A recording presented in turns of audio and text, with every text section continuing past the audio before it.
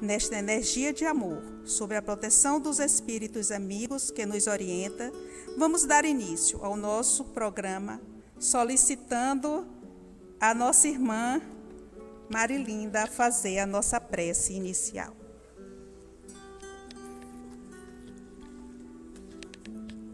Pai que estás nos céus em toda parte, glorificado seja, Senhor, o seu santo nome. Venha a nós o teu reino de amor, de paz, justiça e bondade. Seja feita a vossa vontade, aqui na terra como no céu. O pão nosso de cada dia, dai-nos hoje sempre. Perdoai-nos as ofensas na medida em que perdoarmos aos nossos ofensores. E não nos deixeis cair em novas nem velhas tentações. Livra-nos de todo mal, porque teu é o reino, o poder e a glória para todo sempre. Abençoa, Senhor, a nossa tarefa. Que assim seja. Na primeira parte do nosso programa, Explicando Espiritismo, teremos a nossa irmã Lívia falando do capítulo 2º do Evangelho, O Meu Reino Não É Deste Mundo.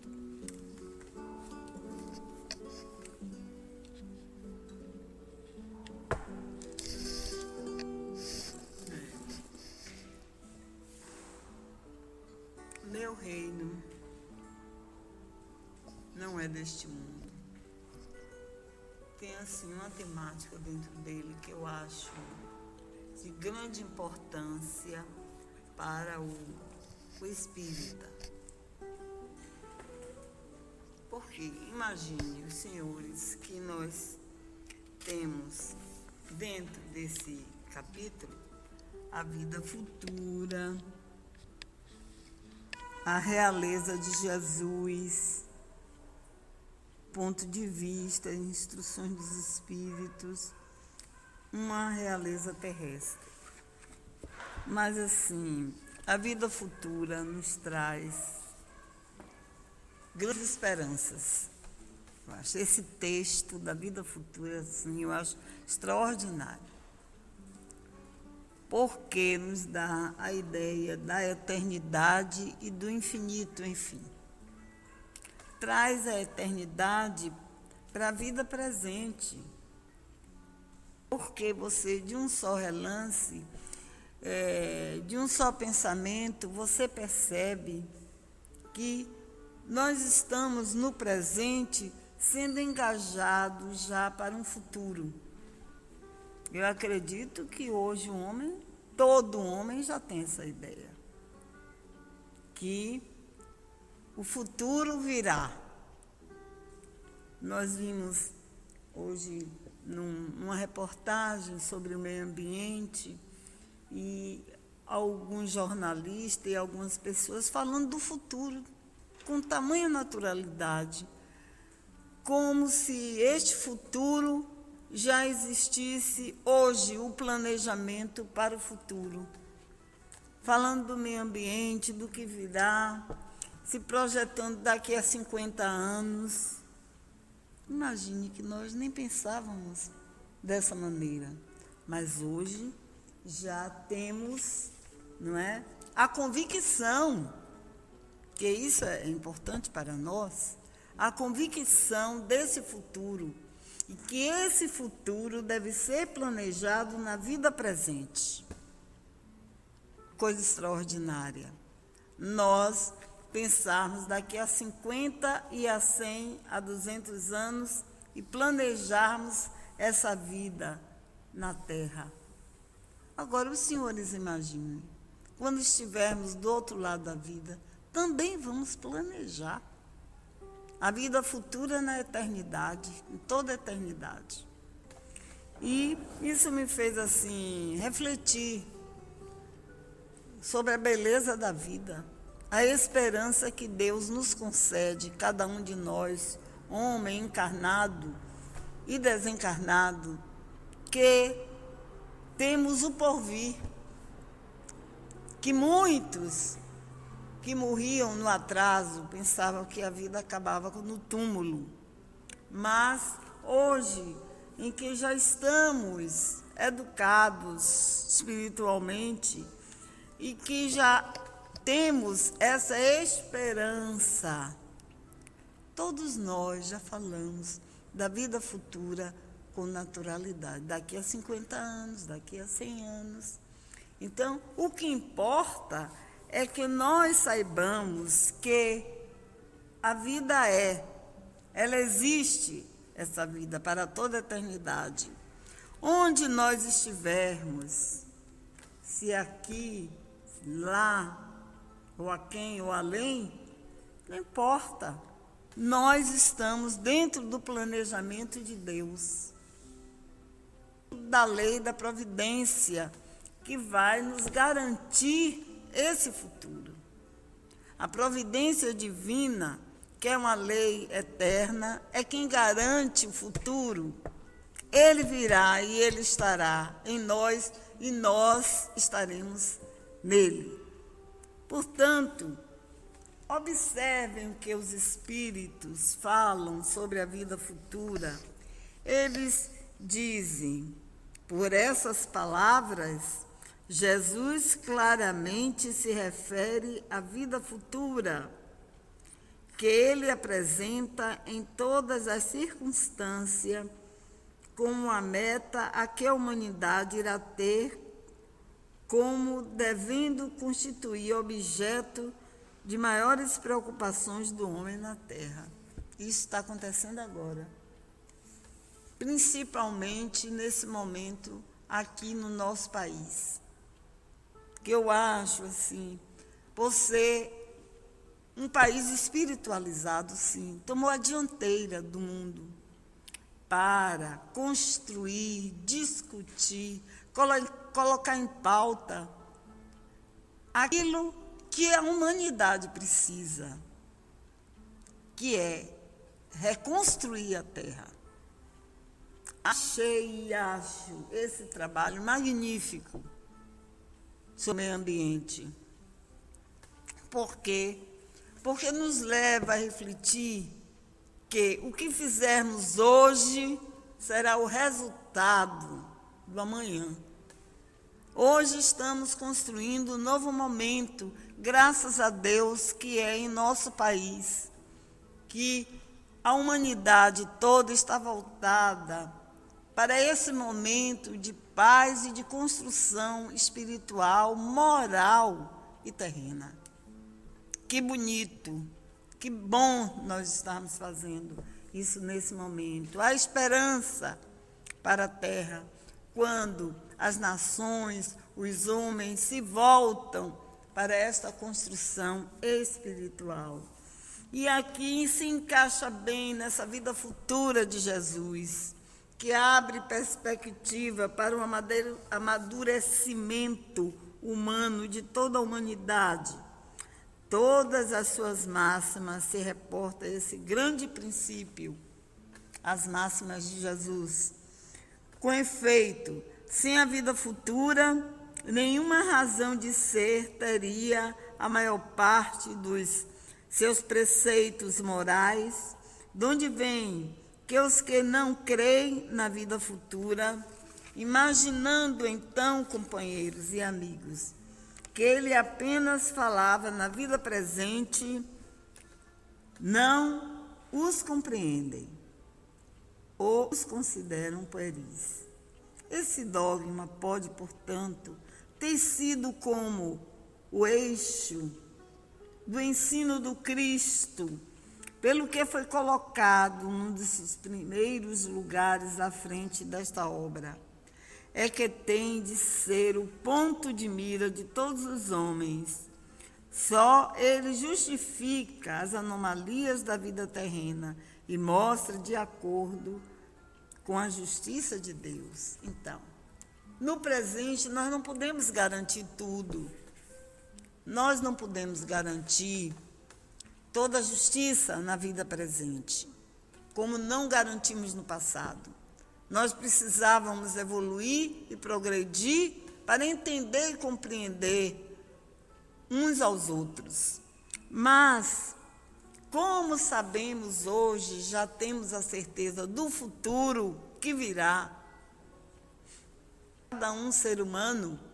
Então, estamos abertos no entendimento, na compreensão da construção espiritual e moral. Podemos, sim, unir esforços, vontade, para garantir um futuro melhor para a Terra, para todo homem. Essa é a base, é o fundamento também do Espiritismo. O Espiritismo é válido, iluminado, porque abre as portas ou os portais da vida que virá.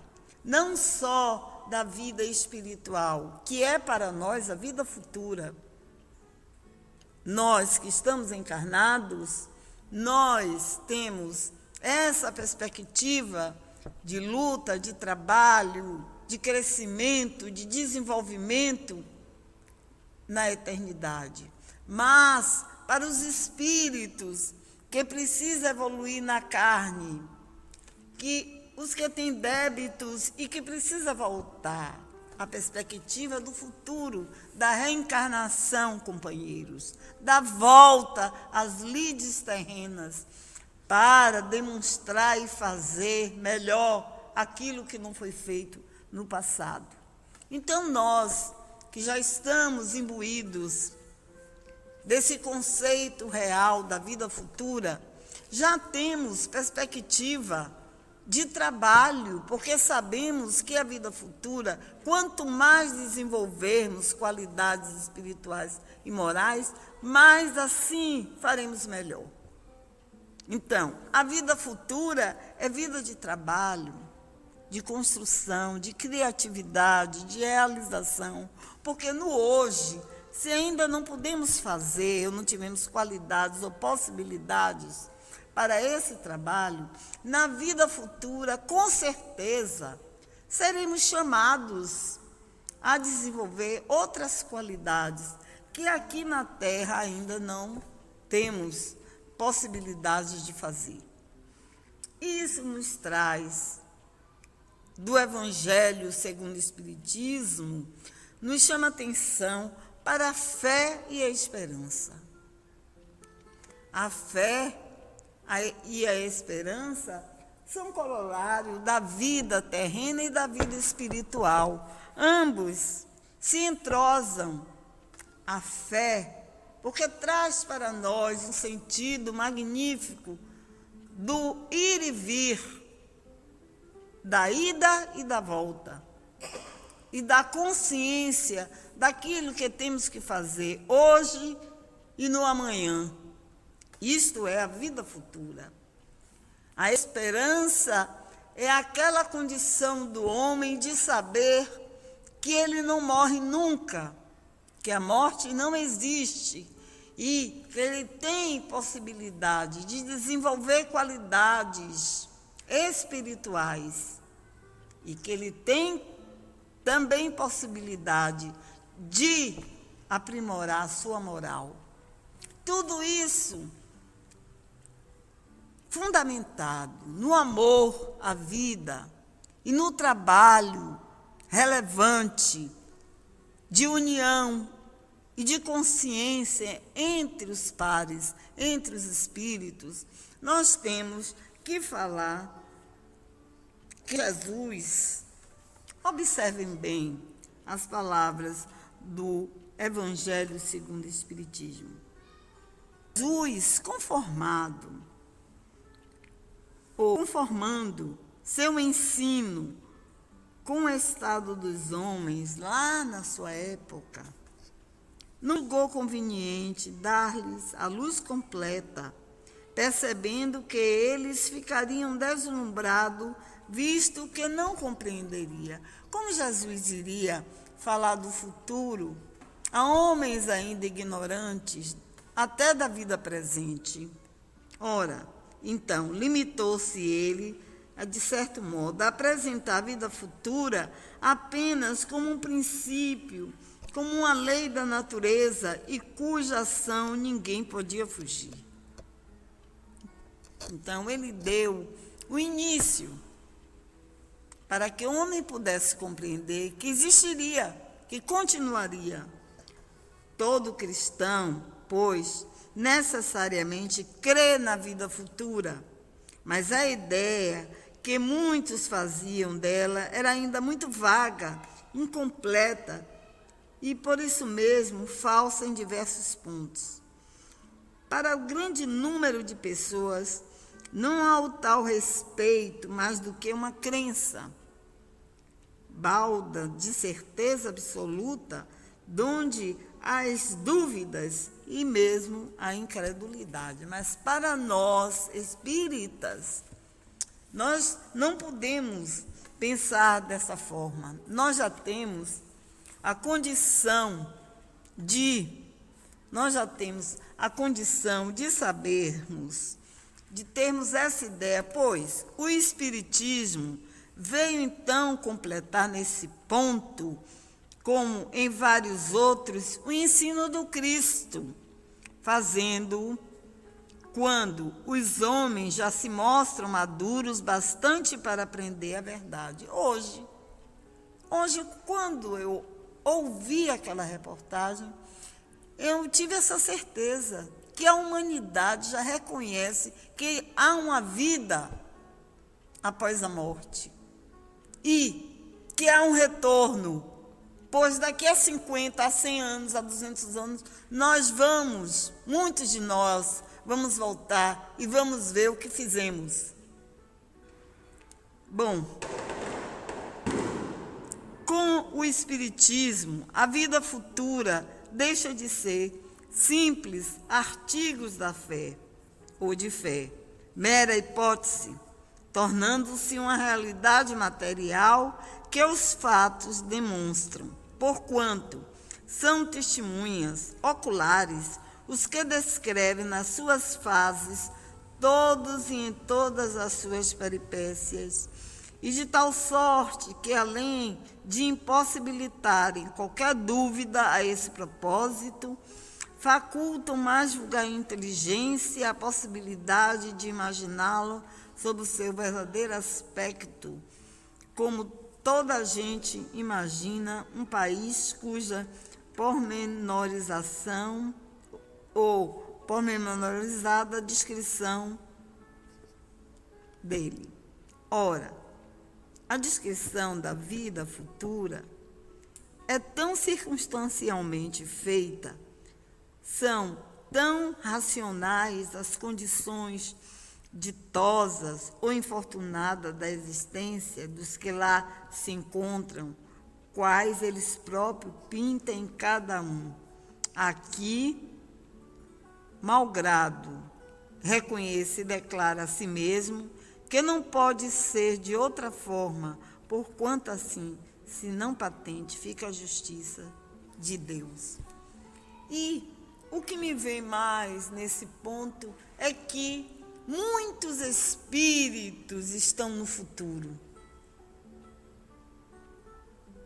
Queridos amigos, isto é magnífico. Muitas entidades, muitos espíritos já estão vivendo o futuro.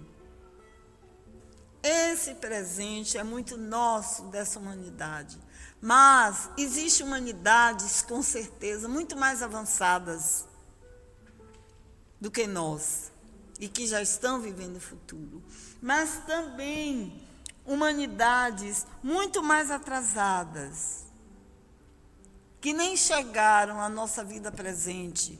Elas estão se fazendo, se formando. Tudo isso é criação de Deus, a vida eterna. Quando uns que já têm a capacidade, a inteligência, a moral iluminada avançam, outros que estão na nossa faixa aprendem com o progresso e com as leis. E outros que estão muito mais abaixo da nossa condição de vida também estão aprendendo, para um dia nós formarmos talvez uma grande humanidade. Então, companheiros, amigos, isto quer dizer aprendizado. Isto quer dizer oportunidade, esforço e vontade para prosseguir. É preciso, todos nós que temos já certeza dessa vida futura, fazermos no presente as condições, os fundamentos, os estudos, o conhecimento, para que a Terra se torne um planeta de amor, de elevação. E um planeta que possa receber espíritos elevados.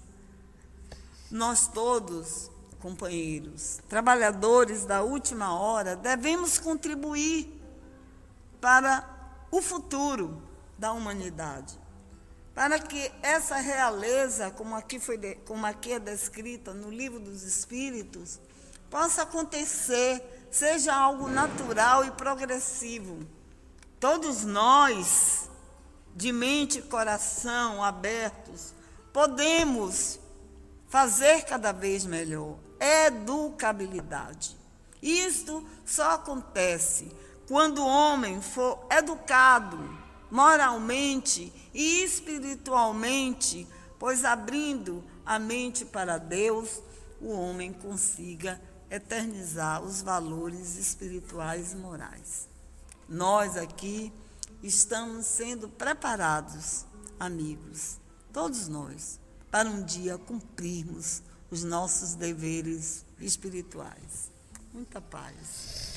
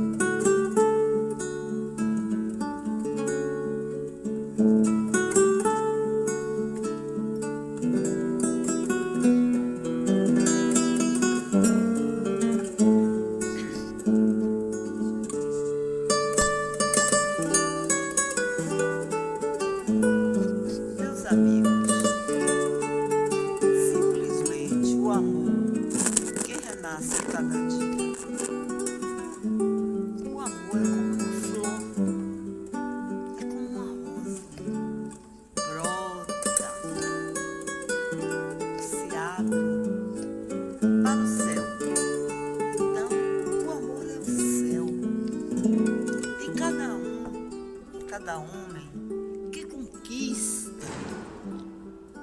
essa luz do amor é um homem do futuro. É um homem que se felicita, porque a luz do amor acolhe o coração. Mesmo aquele envelhecido ou vencido, ou fraco, ou amargurado, decaído, sentido.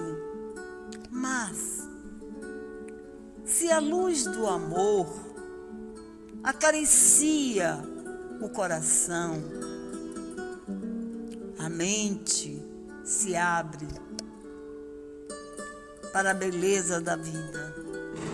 Amemos uns aos outros, porque o amor é dádiva divina. E nós somos aquele que transportamos essa luz uns para os outros. O amor é hoje, o amor foi ontem e o amor será o amanhã.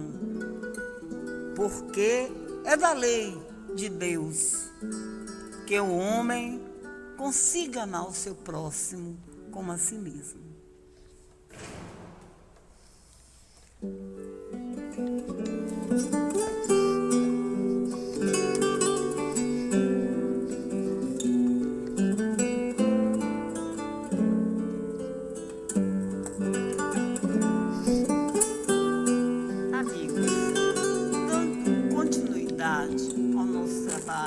da semana anterior, que foi falar da parte primeira do Evangelho segundo o Espiritismo, capítulo 1, de Deus, ou do Livro dos Espíritos, perdoe. E Deus infinito, nós estávamos refletindo sobre os atributos da divindade. A compreensão dos atributos da divindade, acredito que é quase individual. Porque no coletivo nós podemos perceber, mas no individual nós vamos sentir esses atributos. Deus está em nós. Acho assim esse conceito um dos mais belos. Deus está em nós, porque nós nos sentimos nele. Ele é nos criou. Ele nos criou. É nosso Pai. E essa criação em nós faz com que nós nos sintamos homens inteligentes e capazes. Nós temos a capacidade de refletir, de raciocinar, de pensar em Deus. Deus em nós nos possibilita a nos humanizarmos, a estarmos mais próximos um do outro, a percebermos a dor e a percebermos o amor. Deus em nós nos qualifica para a vida eterna, porque nós somos criação dele, e a criação de Deus sempre se eterniza. Percebe? Toda a criação divina é eterna. Não tem só um tempo, ela é a criação divina. E nós somos criação de Deus, por isso somos eternos. Essa eternidade que Deus nos concede é porque nos ama. E tem por nós um amor que não podemos definir. Esse amor divino que aponta para a nossa elevação, o nosso progresso, nos faz sentirmos cada dia mais elevados, quando percebemos que esta ponta de luz nos chama para o alto, para o bem, para o desenvolvimento das nossas capacidades, das nossas possibilidades, do nosso programa divino, sim. Porque se a lei da providência é a lei do progresso, nos ajuda a vencer as dificuldades, a lei da misericórdia que o Senhor criou para o desenvolvimento da caridade e das benesses que podemos desenvolver a cada dia, isso nos dá uma condição de harmonia, de paz interior e de qualidade de vida. Precisamos, companheiros, amigos, precisamos ter uma qualidade de vida assim, porque só assim podemos compreender a criação. A criação divina precisa de nós para que possamos ter uma vida em equilíbrio, uma vida na terra em equilíbrio. Uma vida em equilíbrio não só para nós os homens, mas para os animais e os vegetais. E para os mares, para os rios, para tudo que faz parte desse planeta. Se nós temos uma qualidade boa de vida, o homem, uma qualidade de amor e dedicação, também o meio ambiente será sustentado pelas nossas mãos. e pelo nosso amor à natureza. Precisamos, sim, companheiros, desse trabalho espiritual, dos atributos de Deus, para que possamos compreender as suas leis e a sua criação. Os atributos são a herança existente no mecanismo do universo. Tenteia combinações e desígnios determinados e, por isso mesmo, revela um poder inteligente. Atribuir a formação primária ao acaso é insensatez, para que o acaso é cego e não pode produzir os efeitos que a inteligência produz. Um acaso inteligente não seria um acaso. Tendes então um provérbio que diz: pela obra se reconhece o autor. Pois bem, vede a obra e procurai o autor. O orgulho é que gera a incredulidade. O homem orgulhoso nada admite acima de si mesmo. Por isso é que ele se denomina a si mesmo de espírito forte. Pobre ser que um sopro de Deus pode abater. Do meio de uma inteligência se julga pelas suas obras, não podendo nenhum ser humano criar o que a natureza produz, a causa primária é, consequentemente, uma inteligência superior à humanidade. Qualquer que sejam os prodígios que a inteligência humana tenha operado, ela própria tem uma causa, e quanto maior for o que opera, tanto maior há de ser a causa primária. Aquela inteligência superior é que é a causa primária de todas as coisas, seja qual for o nome que lhe derem, o que lhe deem. Atributos da divindade. Pode um homem compreender a natureza íntima de Deus? Vamos ver a resposta. Não. Falta-lhe para isso o sentido. Quer dizer, falta para isso o progresso que o homem ainda não tem. Será dado, então, um dia ao homem compreender o mistério da divindade? Quando não mais tiver o espírito obscurecido pela matéria, quando, pela sua perfeição, se houver se aproximado de Deus, ele o verá e compreenderá. Esse é o futuro que nós estávamos falando. Essa é a vida futura. É o progresso, tamanho que nós, o homem, agarrado às coisas materiais, vamos nos desligando e nos aperfeiçoando até nos tornarmos espíritos perfeitos. E aí poderemos ver Deus. Esse é o futuro do homem. Ora, a inferioridade, então, das faculdades do homem não lhe permite compreender a natureza íntima de Deus. Na infância da humanidade, o homem o confunde muitas vezes com a criatura cujas imperfeições lhe atribui.